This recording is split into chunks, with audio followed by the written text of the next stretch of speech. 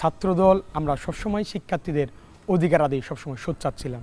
চাকসু আমাদের বিশ্ববিদ্যালয়ের সকল শিক্ষার্থীর প্রাণের দাবি। আসলে আমরা ছাত্রদল এই ক্যাম্পাসে সকলের মত, তাদের চিন্তা ভাবনাকে আমরা সবসময় সম্মান জানাই। সার্বিকভাবে কি মনে হয় যে ছাত্রদল আসলে চাকসু নির্বাচনের জন্য প্রস্তুত ছিল, অথবা এই নির্বাচনে আপনাদের অবস্থান কি দুর্বল কিনা? দেখেন, চাকসু হচ্ছে শিক্ষার্থীদের অধিকার আদায়ের প্ল্যাটফর্ম, আর ছাত্রদল আমরা সবসময় শিক্ষার্থীদের অধিকার আদায়ে সবসময় সোচ্চার ছিলাম।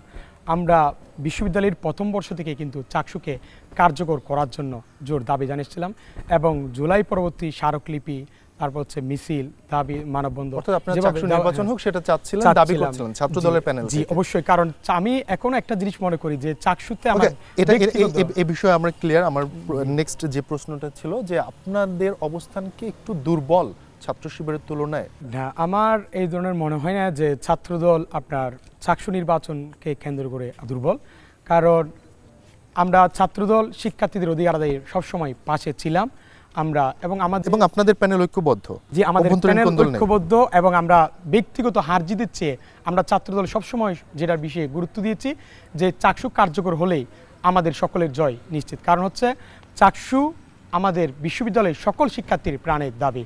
তো সেখানে যদি চাকসু কার্যকর হয়, তাহলে যারা এখানে প্রতিদ্বন্দ্বিতা করতেছে, নির্বাচনে অংশগ্রহণ করছে, তাহলে সকলের আপনার জয়।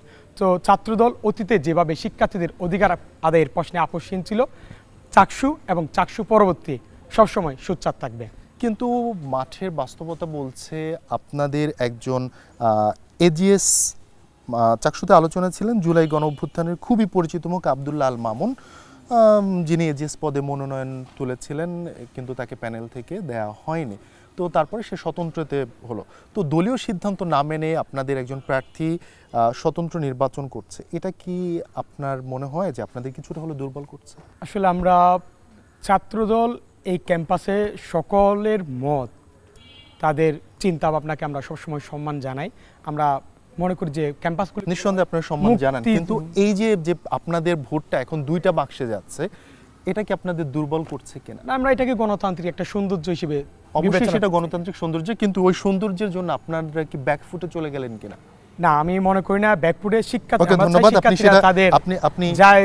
যাকে যোগ্য মনে করবে, কাদের শিক্ষার্থীদের পাশে কার অবদান বেশি ছিল, সেই ক্ষেত্রে যদি মনে হয় যে মামুন যোগ্য, মামুন অতীতে তাদের পাশে বেশি ছিল, অবশ্যই মামুনকে বিবেচনা করবো। আমরা এখানে ব্যক্তির উপর আপনার গুরুত্ব আরোপ করছি না, আমরা গুরুত্ব আরোপ করছি চাকসুকে। আমরা চাই সবসময় চাকসু কার্যকর থাকুক, এবং এটা যেন প্রতি বছর নিয়মিত আয়োজন করা হয়, যেটা অতীতে যে বিভিন্ন সংঘাতের কারণে আপনার বন্ধ করা দেওয়া হয়েছে, যেন আমরা সেদিকে আর ফিরে না যাই, যেন চাকসুটা সচল থাকে, এবং শিক্ষার্থীরাই তাদের লিডারকে যেন নির্বাচিত করে, তাদের যোগ্য লিডারকে, এটা আমাদের প্রত্যাশা।